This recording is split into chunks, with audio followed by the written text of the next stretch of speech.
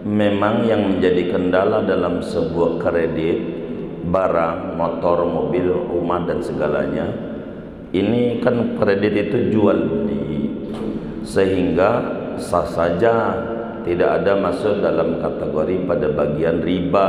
Secara jujur kita tidak boleh ditipu begitu. Jual beli ada dua sistem, mau cash mau kredit, tapi jual beli ini silakan saja dengan kredit itu sebagaimana penjelasan yang sudah dijelaskan pada pertemuan-pertemuan yang lain.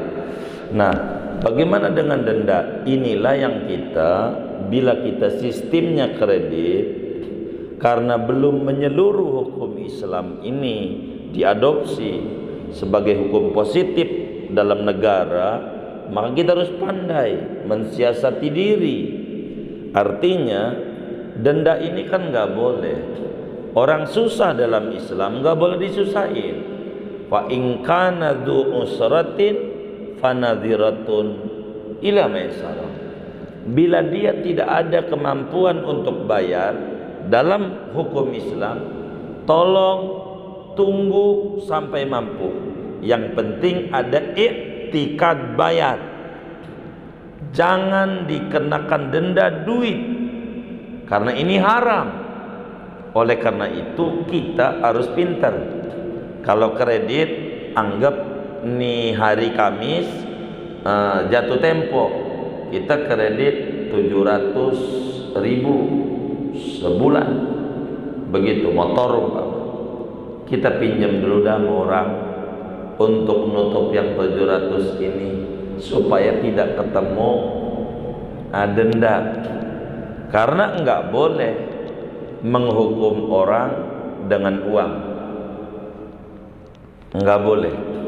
Kalau menghukum orang dengan uang, uang bisa permainin. Sebetulnya bukan di dalam kredit saja kepada saudara penanya, dalam hukum negara juga begitu semuanya. Pajak ini kita telat nih bayar pajak, denda, bukan kredit doang. Listrik telat nih kita bayar nih, denda enggak? Denda, duit semuanya dendanya. Ini menjadi sebuah kendala, denda dengan duit ini.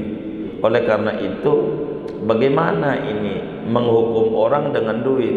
Orang susah disusahin lagi, orang itu aja nggak mampu, akhirnya denda berlipat-lipat daripada modal pinjaman istilahnya. Ini yang bakal menjadi masalah. Bagaimana untuk supaya jangan sampai kita telat yang jual beli kredit ini? Hindari betul, jangan sampai telat. Karena kalau bakal telat, batas toleran ini sebetulnya ada, kadang cuman mereka nggak disampaikan. Ini menjadi kendala. Ini contoh nih yang nggak disampaikan. Sebetulnya di sebagian negara udah bagus ya. Di negara kita juga udah bagus, kan ada LPS, lembaga penjamin simpanan ya, LPS itu. Ini kalau kita kredit nih, kalau mau jujur bisa dibaca klausulnya yang kecil-kecil dalam. Kalau orang kita kredit motor nih atau mobil, itu ada tulisan kecil banget. Udah bapak tanda tangan aja, mau dibaca juga udah kecil lagi bacanya.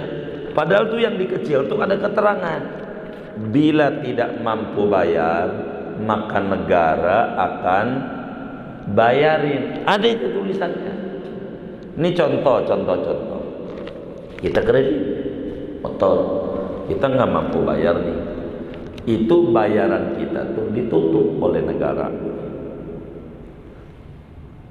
Kayak kredit macet, negara tuh tutup, maka dengan dibayarin oleh negara, nama kita jelek, maka disebut blacklist, list hitam. Ini orang jangan dipinjemin, wahai bank-bank yang ada di Indonesia. Jangan, gue udah bayarin kata negara, jangan lu pinjemin lagi, ntar gue lagi bayar. Jangan bayar. Itu udah ditutup tuh, ada klausulnya, ada kecil-kecil itu, ada. Nah, blacklist. Cuman kecurangan sebagian bangkit itu nggak begitu, maka debt collector nagih kita. Motor kan udah ditarik, mobil udah ditarik, utang masih ada. Ini kalau kita tutup utang, nanti dia bisikin, buka, ini udah kasih duit sama gua, bagi dua dah, buka. Jadi yang tadinya blacklist clear lagi, namanya clearing, clear lagi, kita putih lagi.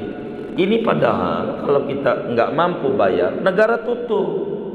Makanya kenapa blacklist? Karena negara udah tutup tuh, kasih dia duit, cuman main dua kaki.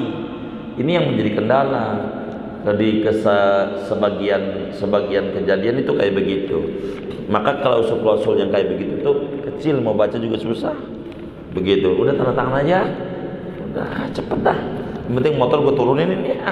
Oleh karena itu saran kami kepada penanya, bagaimana kita harus pandai mensiasati untuk kreditnya supaya jangan sampai ada kena denda. Artinya jangan sampai jatuh tempo menjadi masalah di jatuh tempo ini. Itu memang seperti demikian.